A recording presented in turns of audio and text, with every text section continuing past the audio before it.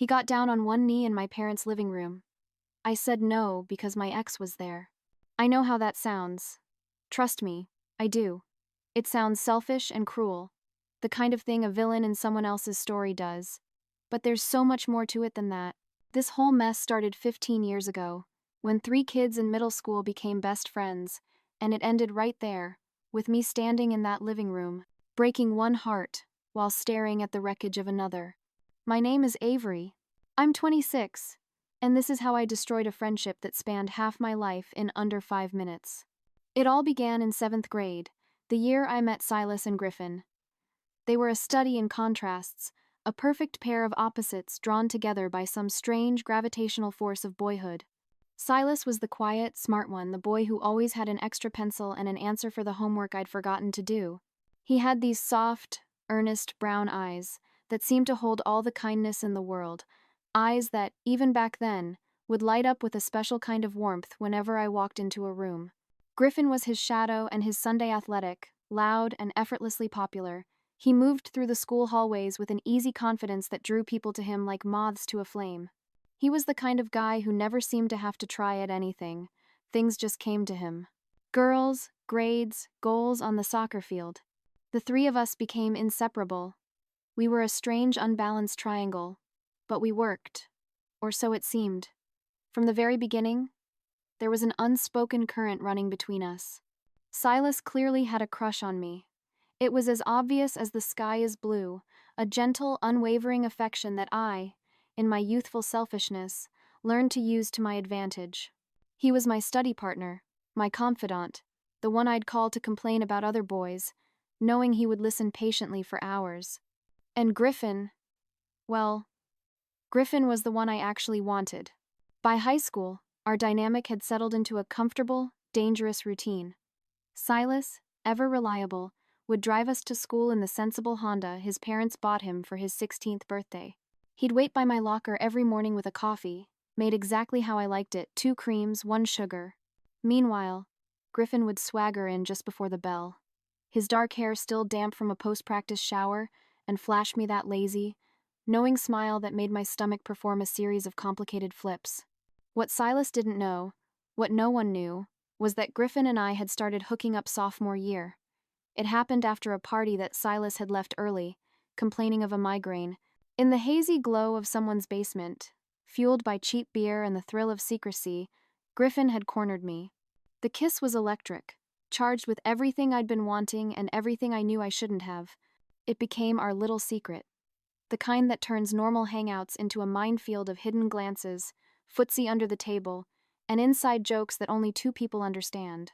The world became a stage, and Silas was the unknowing audience to our private play.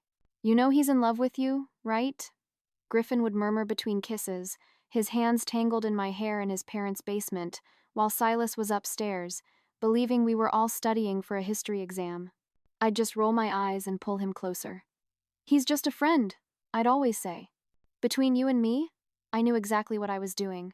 I was playing a dangerous game, letting Silas believe he had a chance, that his devotion might one day be rewarded, while I stole away every possible moment with Griffin. The worst part, the part I push down deep where I don't have to look at it, is that Griffin and I would sometimes laugh about it. We'd laugh about how clueless Silas was, how he'd write these long, heartfelt birthday cards, pouring his soul onto the page, while Griffin would forget my birthday entirely and I'd still prefer Griffin's company. Looking back, we were awful.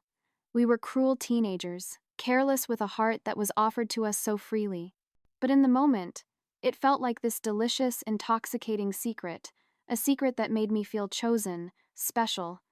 It was a poison I willingly drank, day after day. Nothing really changed in college, except for the scenery.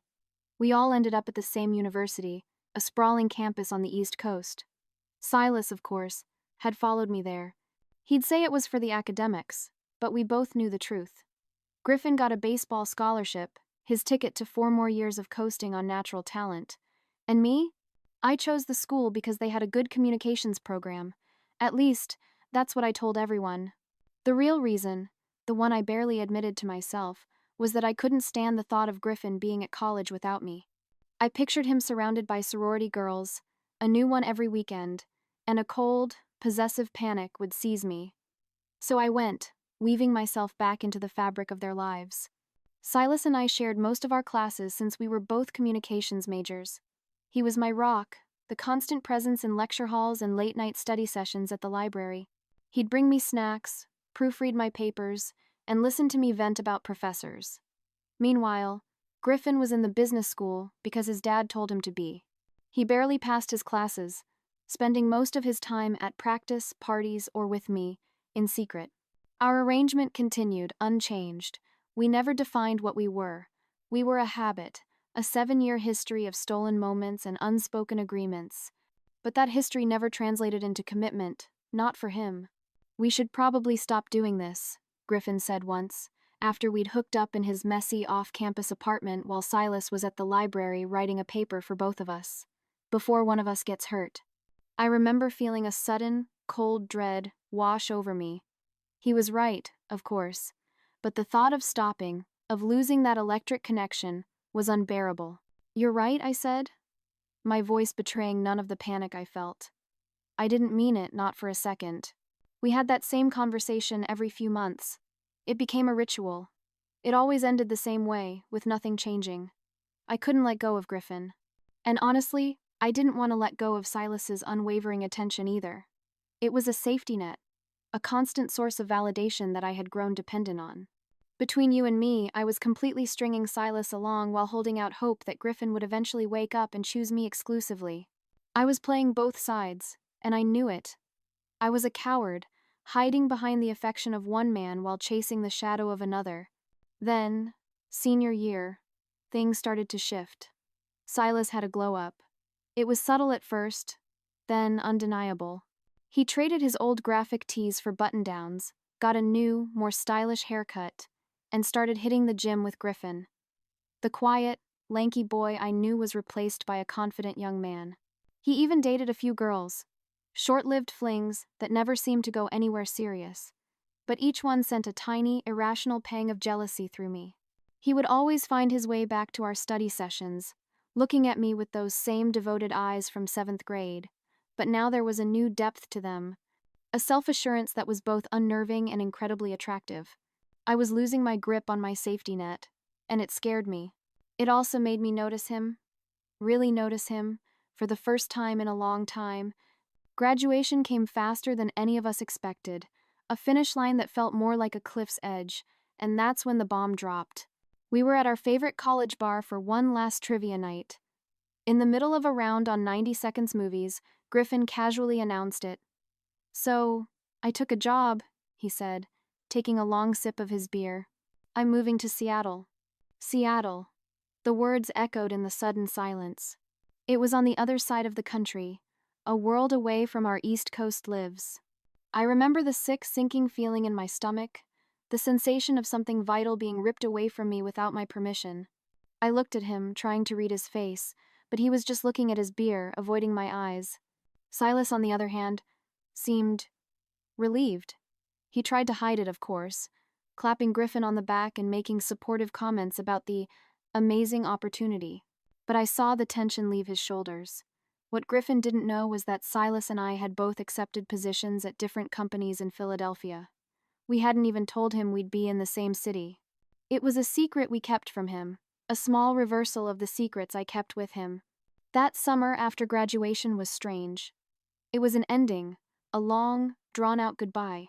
Griffin was distant, consumed with moving preparations and saying farewell to his baseball buddies. The electric charge between us fizzled into a sad, static hum. With Griffin receding, Silas moved to the forefront. He started texting me more, asking to hang out, just the two of us. We went to movies, tried new restaurants, took long walks by the river. I found myself spending more and more evenings with him, watching him fully step into the confident man he'd become. He no longer seemed like the boy who would do anything for my approval. He had opinions, plans, a life that was moving forward with or without me, and strangely, that made me notice him more, that made me want him more. But still, in the back of my mind, there was Griffin. The one who was leaving, the one who never fully committed, the one I couldn't stop thinking about. A week before Griffin's moving day, Silas invited me to dinner at my parents' house. They haven't seen you in a while, he said casually over the phone, but there was something in his tone, a nervous energy that made my pulse quicken. I knew what was coming. I figured he was going to formally ask me out, to make it official, now that Griffin was finally leaving the picture. And part of me, a large part, was ready to say yes. Silas was the smart choice. He was stable, caring, and successful. He loved me. Maybe it was time to grow up, to stop chasing ghosts and choose the good guy who was standing right in front of me. But then again, Griffin hadn't left yet. And some delusional, hopelessly romantic part of me still thought that maybe, just maybe, his pending departure would be the catalyst. Maybe seeing me almost move on would finally make him realize what he was losing. I was a fool, waiting for a miracle. When I pulled up to my parents' house that evening, my heart nearly stopped. Parked in the driveway, next to Silas's familiar Honda, was Griffin's monstrous black truck. My mind raced, cycling through a dozen possibilities as I walked to the front door. Why was he here? Did Silas invite him? Was this some kind of joint goodbye party? My mom answered before I could knock. Her face lit up with a strange, excited expression. "Both your boys are here," she whispered, squeezing my arm. My mom had always adored Silas. For years, she'd been telling me what a nice young man he was, how he was the kind of man a girl should end up with. If she only knew the truth about Griffin and me, about all the lies I'd told under her own roof. I walked into the living room to a scene of surreal domesticity.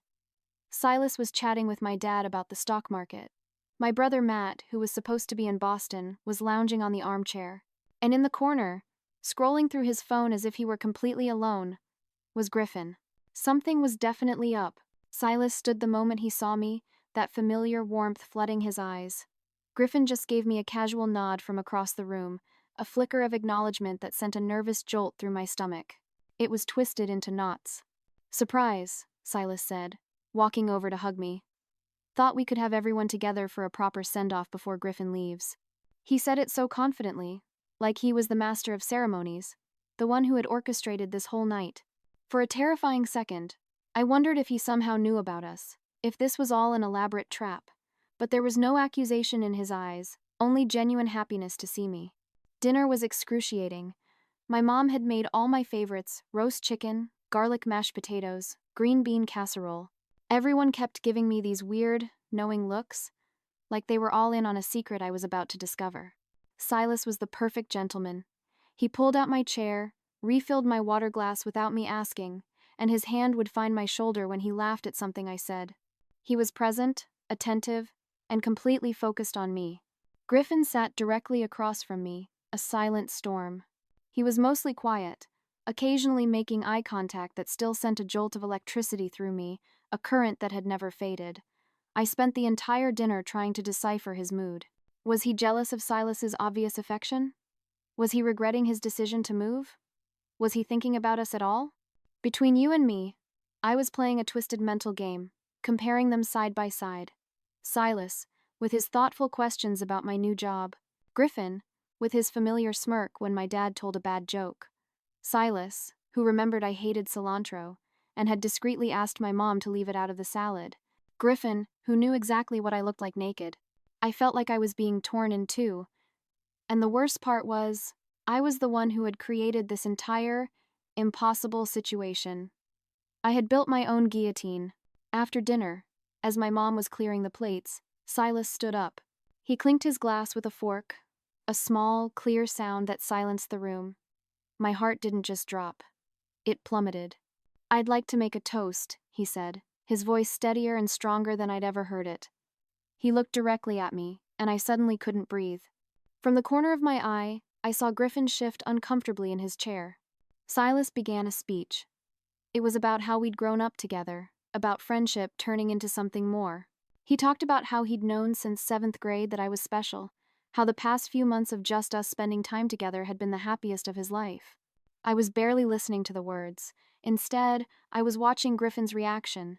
His face was a blank mask, unreadable. But he wouldn't meet my eyes anymore. He was staring down at the table, at his hands, at anything but me. My mom was practically vibrating with excitement beside me. My dad looked proud. My brother was recording the whole thing on his phone, and then Silas was moving. He walked around the table toward me, his eyes never leaving my face. He reached into his jacket pocket. The room went utterly silent as he knelt down on one knee in front of my chair. In his hand was a small black velvet box.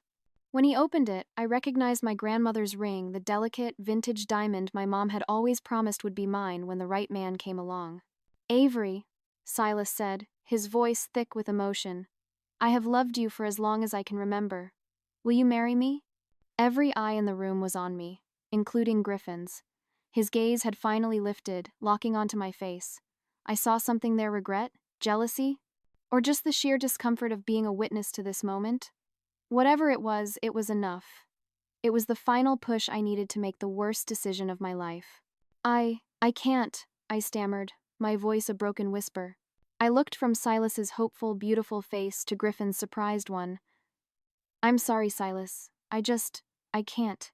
The silence that followed was a physical thing. It was heavy, suffocating, pressing down on all of us. Silas stayed frozen on one knee for what felt like an eternity before he slowly, mechanically, closed the ring box and stood up. His face had gone completely still, a mask of shock, but his eyes, those kind brown eyes that had looked at me with nothing but love since we were kids, were filled with a universe of confusion and pain. "Can we talk outside?" he asked quietly, his voice hollow. But I wasn't looking at him anymore. I was looking at Griffin, who had stood up abruptly, knocking his chair back slightly. "I should go," he muttered, already moving toward the door, desperate to escape the blast radius of the bomb I had just detonated. "Griffin, wait," I called out, my voice shrill with panic. I completely forgot about everyone else in the room, about Silas standing there with a diamond ring in his hand, about my crying mother, my stunned father, my disgusted brother. I followed him. Between you and me, I knew exactly what I was doing, and I did it anyway. I caught up with him in the driveway, under the pale glow of the porch light. "Don't leave," I said, grabbing his arm. "Please." He turned to look at me, and for the first time, I saw an expression on his face I'd never seen before, genuine distress, mixed with a heavy dose of pity. "What are you doing, Avery?" he asked, his voice low and strained. "That guy in there has loved you your entire life, and you just humiliated him in front of his family. In front of your family. Because of what?" I pressed, my heart hammering against my ribs. "Because I'm here? Because it's always been you," I blurted out, the words tasting like poison and truth on my tongue. "It's always been you, Griffin. Not him. Never him." Griffin ran a hand through his hair, looking utterly wrecked. "Are you kidding me right now? You and I were just having fun. We're more than that, and you know it," I insisted, my voice cracking. "All these years, it meant something. It had to." "Meant something?" he repeated, looking at me like I was a stranger, like I was insane.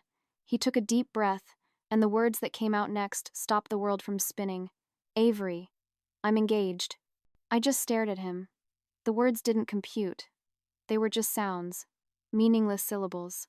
"What?" "I'm engaged," he repeated, his voice firmer this time. "To Clara, my girlfriend from senior year. We got back together after graduation. That's part of why I'm moving to Seattle. She got into medical school there." It felt like I'd been punched in the chest, the wind knocked out of me. "But this summer." "Nothing happened this summer, Avery," Griffin said, his voice hard. "We haven't hooked up since before graduation. I told you we needed to stop, and we did. Whatever you think has been happening between us, it's been in your head." I stood there, speechless, as the back door creaked open. Silas walked out into the driveway. His eyes were red, but his voice was chillingly steady. "You should go back inside, Avery. Your parents are upset." Griffin looked between us, then shook his head, a look of profound regret on his face. "I'm sorry, man. I had no idea she was going to do that." Silas just nodded, not meeting Griffin's eyes. "It's not your fault." "It kind of is," Griffin said, and a cold dread spread through my veins. "I should have told you years ago. Avery and I—" "Please don't," I whispered, but it was too late. The final secret was about to come out. "We've been hooking up on and off since high school," Griffin finished, the words hanging in the cold night air. "Behind your back," I'm not proud of it, and it ended before we graduated. I thought she had finally grown up and recognized what was right in front of her. He looked at me then, his eyes full of disappointment. Guess not. Oh. I watched Silas's face as he processed this information. The raw hurt transformed, hardening into something colder, sharper. It was the death of his love for me, and I was watching it happen in real time. How long? He asked, his voice dangerously quiet. He wasn't looking at me. He couldn't. When I remained silent, trapped in my shame, Griffin answered for me. Since sophomore year. I'm sorry, man, I really am, Griffin said. Silas finally turned to look at me. The warmth was gone. The love was gone. All that was left was the hollowed-out ruin of it. So every time, he said slowly, each word a perfectly crafted blade, every time you said you were just friends, every time you encouraged me to keep trying, telling me you'd come around eventually, that was all while you were sleeping with him? I couldn't speak. I couldn't move. There was no defense. There was only the ugly, unforgivable truth. I've got to go, Silas said finally, his voice flat. He looked at Griffin. Good luck in Seattle. Then his eyes passed over me, as if I were a ghost. Avery, goodbye. He walked to his car without looking back, the velvet ring box still clutched in his hand. Griffin gave me one last look of disappointment before heading to his own truck. You should have said yes to him, he said quietly. He deserved better than both of us. I stood alone in the driveway, watching both sets of taillights disappear down the street, taking my entire past with them. Then I forced myself to turn around and go back inside to face my family. The next 3 weeks were the worst of my life. A silent, suffocating purgatory of my own making. Silas blocked me on everything, phone, social media, my entire existence erased with a few clicks. Griffin left for Seattle, without so much as a goodbye text. My parents were barely speaking to me, their disappointment a thick, heavy blanket in every room of the house. My mom's tears had turned into a cold, quiet anger. My dad just looked at me with a sadness that was somehow worse. My brother, Matt, had been the most direct. I hope it was worth it, he'd said before driving back to Boston. Because Silas is the one who's going to end up happy in the long run. He'll find someone who actually deserves him. His words became a prophecy. A month later, Matt broke the silence by sending me a link to Silas's Instagram. The post showed him standing on a scenic overlook, mountains in the background, smiling. Genuinely smiling. His arm was around a girl I vaguely recognized from some of our college elective classes. Alara, an art major. She was beautiful, with kind eyes and a bright, unforced smile. The caption was simple. New beginnings. He's already moved on, Matt texted me moments later. You should too. But how could I move on when the crater I'd created was still smoking? I had lost my best friend and the guy I thought I wanted, all in one catastrophic night. I had disappointed my family and revealed myself to be exactly the kind of person I never thought I was. Selfish, manipulative, and careless with the hearts of others. A month after that, another notification popped up on my phone. Griffin had posted for the first time since moving. It was a picture of him and a stunning brunette, Clara, I presumed standing on a ferry, the Seattle skyline behind them. Her hand was on his chest, a brilliant engagement ring clearly visible. The caption read, "Can't wait to marry my best friend next spring." She said yes. I threw my phone across the room and finally let myself sob. Not just for losing Griffin, but for losing Silas. For the years of deception, for the person I had allowed myself to become. Between you and me, I knew I had no right to feel sorry for myself. But I did anyway. Over the next 6 months, I tried to piece my life back together. I told myself that everything had worked out the way it was supposed to. Silas deserved someone who loved him completely. Griffin deserved someone who wasn't a secret. And me? I told myself I deserved a fresh start. My mom eventually started speaking to me again, though she never missed an opportunity to mention how happy Silas looked with Alara, how they'd come over for dinner, how Alara was such a genuine, lovely person. My dad was more forgiving. He sat me down one evening and told me that everyone makes mistakes, but it's how we learn from them that matters. Have you learned anything from this, Avery? He asked gently. I nodded. Though what I'd learned wasn't what he probably hoped. I'd learned that I wasn't as irresistible as I thought. I'd learned that secrets have an explosive shelf life. I'd learned that people can stop loving you, even when they've loved you for most of your life. What I hadn't learned was how to take full responsibility. In my head, I was still the victim of my own story, constructing narratives where I wasn't entirely to blame. If only Griffin had committed sooner, if only Silas hadn't proposed in front of everyone. Then, one rainy Tuesday, I ran into Silas. It was at a coffee shop in Philly. He was alone, typing on his laptop, and he didn't see me until I was standing right in front of his table. The look of surprise on his face quickly smoothed over into something neutral, polite, a stranger's courtesy. "Avery," he said, nodding once. "How are you?" "I'm good," I lied. "You? I've seen your posts. You and Alara. You look happy." A genuine smile, the kind I used to think was reserved only for me, crossed his face at her name. "I am happy," he said. "Really happy, actually. Turns out when you're with the right person, everything just works." The implication was clear. I had not been the right person.